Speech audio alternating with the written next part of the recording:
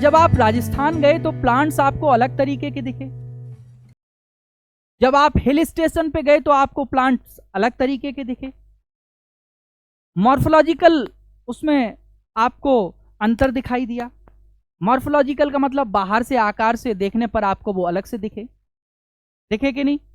बोलो ऐसा होता है कि नहीं होता है? और ये सारे प्लांट्स में आपने जो ऐसे ही एनिमल्स में भी आपको अंतर देखने को मिलेंगे कि नहीं? बहुत सारे स्पीसीज हैं, 1.8 मिलियन स्पीसीज जो हैं अभी आपकी इस अर्थ पर प्रेजेंट हैं। इससे ज़्यादा है, ये कोई फिक्स आंकड़ा नहीं है, ठीक है।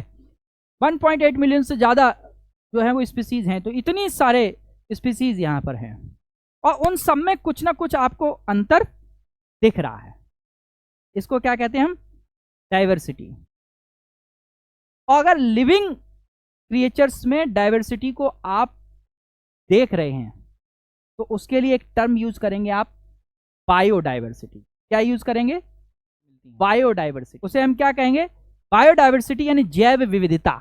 इसको क्या कहेंगे हम? जैव विविधता, बायोडाइवर्सिटी। लेकिन जैव विविधता को एक्सप्लेन करने के लिए एक चीज और हम यहां पर जोड़ेंगे। इन ए पर्टिकुलर रीजन, एक विशिष्ट और निश्चित क्षेत्र में उपस्थित जीवों की विभिन्न प्रजातियों को हम क्या कहते हैं? बायोडाइवर्सिटी कहेंगे। यहां पर क्या, जैसे अगर इंडिया की बात करें तो हमारे यहाँ एक रिच बायोडाइवर्सिटी प्लेसेस हैं, कुछ जगह हैं जैसे वेस्टर्न घाट्स, जिसको वर्ल्ड हेरिटेज साइट भी घोषित कर दिया गया था। वहां पर रिच बायोडाइवर्सिटी है। अब जो प्लांट आप यहां पर देख रहे हैं और जो प्लांट आप मान लीजिए राजस्थान में देख रहे हैं, उन प्लांट्स में आपको कुछ चेंजेस दिखाई देंगे, है ना? आप समझ रहे होंगे मैं क्या बताना चाह रहा हूं। चेंजेस जैसे कि अगर मैं एक प्लांट ले लेता हूं राजस्थान का, कैक्टस। क्या ले लिया हमने? कैक्टस। और अपने यहाँ का मान लीजिए मैंने बेनियन ट्री ले लिया, नीम ले लिया। दोनों में क्या अंतर है? आपको मॉर्फोलॉजिकली डिफरेंसेस तो दिखाई दे रहे होंगे ना। मॉर्फोलॉजिकल का मतलब क्या होता है? आकारिकी के आधार पर, बाह्य संरचना के आधार पर जो अंतर है? क्या दिखाई देते हैं अंतर? बताओ आप। कांटे होते हैं, इसमें क्या है? लीव्स हैं, यानी कि लीव्स कन्वर्ट इनटू स्पाइन्स, ठीक है। लीव्स जो है वो किस में कन्वर्ट हो गई हैं? कांटों में बदल गई हैं। अब ये ऐसा मॉडिफिकेशन उनमें क्यों हुआ? बिल्कुल सही, आपको मालूम है, क्योंकि लीव्स का एक काम ये भी है, ट्रांसपिरेशन। ट्रांसपिरेशन का मतलब हुआ जो एक्सेस वाटर है, यानी कि जो पानी की मात्रा पेड़ में ज्यादा है उसको शरीर से बाहर निकालने की जो प्रोसेस होती है उसे हम कहते हैं ट्रांसपिरेशन।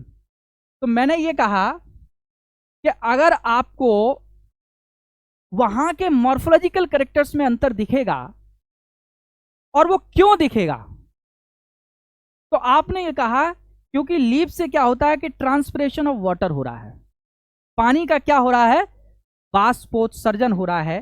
जो अतिरिक्त पानी है, हम भी निकालते हैं अतिरिक्त पानी पसीने के रूप में, यूरिन के रूप में बॉडी से बाहर, पौधे भी निकालेंगे अतिरिक्त पानी, ठीक है। तो जो पानी बाहर निकलता है तो लीफ से निकलता है। लीव्स की अगर सरफेस एरिया ज्यादा होगा तो ट्रांसपिरेशन ज्यादा होगा, और पानी है नहीं वहां पर क्योंकि वो जीरोफाइटिक कंडीशन में होते हैं, पानी है नहीं वहां पर। तो लीव्स क्या होती हैं कि कन्वर्ट हो जाती हैं अपने सरफेस एरिया को कम करने के लिए स्पाइन्स में, यानी कि किसमें? कांटों में। मेरी बात समझते जाना।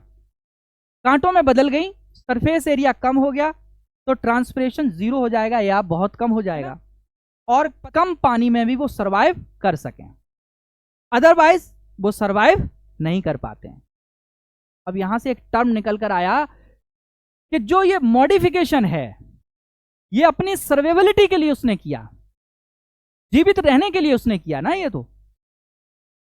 और किसी भी लिविंग बीइंग में, लिविंग क्रिएचर में अगर अपनी सर्वाइवलिटी के लिए कुछ चेंजेस करने पड़ते हैं या चेंजेस हो जाते हैं तो इसे हम कहते हैं एडप्टेशन। इसको हम क्या कहते हैं? एडप्टेशन। अनुकूलन, इसे हम क्या कहते हैं? अनुकूलन। अगर अनुकूलन नहीं होगा तो क्या नहीं होगा? सरवाइव नहीं कर पाएगा। एक डार्विन साइंटिस्ट हुए, उन्होंने कहा कि सर्वाइवल ऑफ द फिटेस्ट। जीवन में अगर आपको सर्वाइव करना है तो अपने आप को फिट रखना होगा। योग्यतम की उत्तरजीविता, ठीक है। पानी में बाढ़ आ गई, सॉरी, कहीं कॉलोनी में बाढ़ आ गई, भयंकर पानी एकदम उफान पे आ गया, कौन जीवित रहेगा? जिसे तैरना आता होगा। तो तैरना नहीं आएगा वो क्या करेगा? मर जाएगा, है ना। अब ये तैरना सभी लोगों को तो नहीं आता है, किसी ने सीखा है ना स्विमिंग, तो उसके अंदर ये क्या है? एडप्टेशन है। किसके लिए? कि अगर मान लीजिए ऐसी कंडीशन आ गई तो वो अपने आप को सर्वाइव कर सकता है, ठीक। तो सर्वाइव वही करेगा जो अपने आप को अडॉप्ट करेगा, ठीक है। तो पेड़ पौधे भी अपने आप को सर्वाइव करने के लिए क्या करते हैं? एडप्टेशन करते हैं। तो एडप्टेशन को अब देखिए, प्लांट में एक प्रॉब्लम हो गई, कैक्टस में लीव्स जो है वो स्पाइन्स में, कांटों में बदल गई।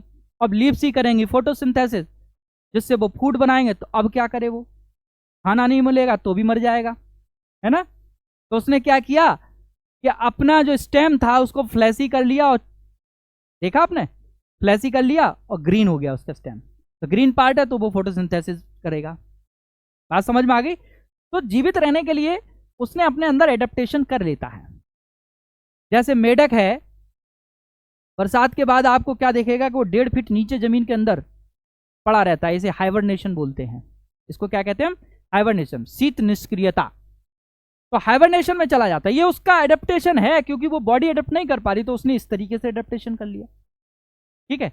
और अगर मान लीजिए कुछ ऐसा हो जाए कि उस रजाई गद्दे सब उसके पास हो, वो ओढ़ के बैठ जाए, परमानेंटली उसके अंदर रजाई गद्दे बन जाए, तो वो उसके अंदर एडेप्टेशन परमानेंट हो जाए। तो जो नहीं कर पाते हैं वो अपने आप को एडप्ट जरूर करना पड़ेगा। एडप्ट नहीं करेगा तो सर्वाइव नहीं करेगा।